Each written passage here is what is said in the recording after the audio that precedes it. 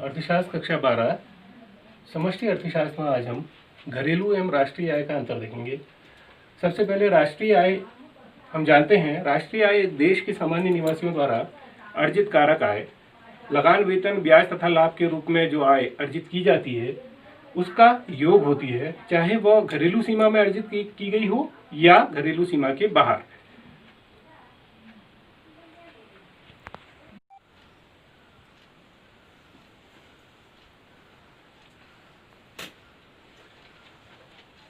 अब हम वह अंतर घरेलू आय के रूप में देखेंगे। घरेलू आय की परिभाषा में एक देश की घरेलू सीमा में अर्जित कारक आय, वेतन, लगान, ब्याज तथा लाभ के रूप में जो कारक आय प्राप्त होती है, साधनों को जो आय प्राप्त होती है, उसका कुल योग, चाहे वो सामान्य निवासियों के द्वारा अर्जित की गई हो या गैर निवासियों के द्वारा अर्जित की गई हो, वो घरेलू आय कहलाती है। अब इसमें ध्यान ये रखना है, जो पहले से देखा था हमने उसका अंतर यहाँ पे दिखेगा। यहाँ पे एक देश की घरेलू सीमा है और उस घरेलू सीमा में चाहे सामान्य निवासियों के द्वारा या गैर निवासियों के द्वारा जो अर्जित कारक आय होती है वह घरेलू आय कहलाती है। इस प्रकार जिन अंतरों को हमने देखना है एक बार और स्पष्ट हो लेते हैं। राष्ट्रीय आय के अंतर्गत एक देश के सामान्य निवासी सम्मिलित होते हैं, जबकि घरेलू आय में एक देश के सामान्य निवासी या गैर निवासी दोनों सम्मिलित हो सकते हैं। राष्ट्रीय आय देश की घरेलू सीमा या सीमा के बाहर एक देश के सामान्य निवासियों द्वारा अर्जित आय है, जबकि घरेलू आय में केवल घरेलू सीमा के अंतर्गत एक देश के सामान्य निवासी या गैर निवासियों के द्वारा अर्जित आय सम्मिलित होती है। घरेलू आय तथा राष्ट्रीय आय की अवधारणाएं। एक देश के सामान्य निवासी, हम इनको समझते हैं, देश के वे नागरिक जो सामान्यतया उस देश में निवास करते हैं तथा जिनकी आर्थिक रुचि का केंद्र भी वही देश होता है। इसके साथ अन्य देशों के नागरिक जो 1 वर्ष या अधिक अवधि से उस देश में रह रहे हों तथा उनकी आर्थिक रुचि का केंद्र भी वही देश हो।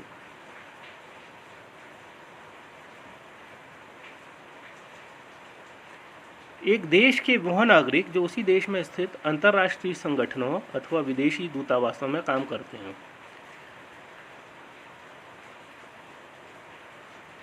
इसके साथ सीमा पर काम करने वाले वह श्रमिक जो अपने कार्य करने हेतु सीमा पार आते जाते रहते हैं। मतलब भारत के सीमावर्ती देशों से में जो लोग काम करने के लिए आते जाते रहते हैं वो भी शामिल होते हैं।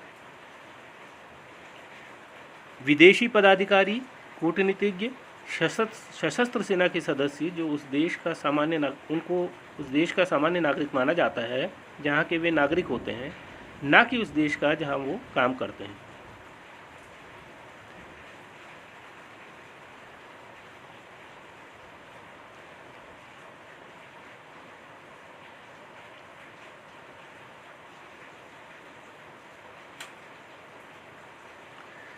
सामान्य निवासी में जिनको सम्मिलित नहीं किया जाता है,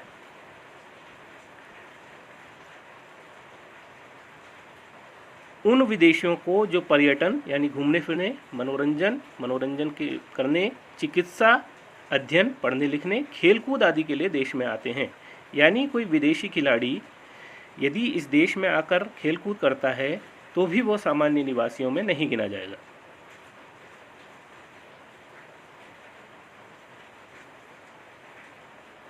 अंतर्राष्ट्रीय संगठनों का जो एक देश में स्थित हों, अंतर्राष्ट्रीय संगठन यानी विश्व बैंक, संयुक्त राष्ट्र संघ आदि जो एक देश में स्थित हों, उनमें या उनमें काम करने वाले व्यक्ति इसमें शामिल नहीं होते। विदेशी समुद्री जहाज़ों के कर्मचारियों का, चाहे वह विदेशी समुद्री जहाज हमारे देश की समुद्री सीमा में ही क्यों ना काम कर रहा हो। एक देश की घरेलू सीमा, इसमें क्या क्या सम्मिलित होता है ये देखते हैं।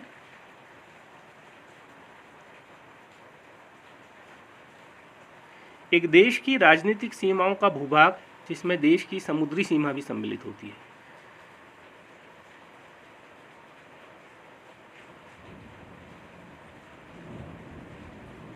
साथ में देश के निवासियों द्वारा विश्व के विभिन्न भागों में चलाए जाने वाले वायुयान तथा जलयान आदि, यानी देश के कोई निवासी के द्वारा 2 विभिन्न देशों के बीच यदि वायुयान चलाए जा रहे हों उस देश के, तो वो भी इसमें शामिल नहीं होंगे।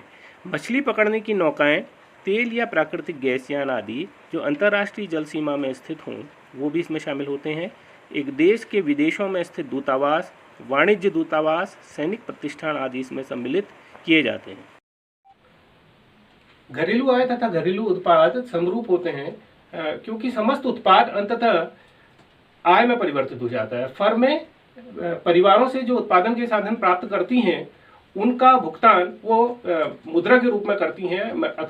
असल में वो जो उत्पादन के साधन प्राप्त करती हैं वो किराए के रूप में होते हैं। जैसे श्रम प्राप्त किया तो श्रम के बदले में मजदूरी देनी होती है।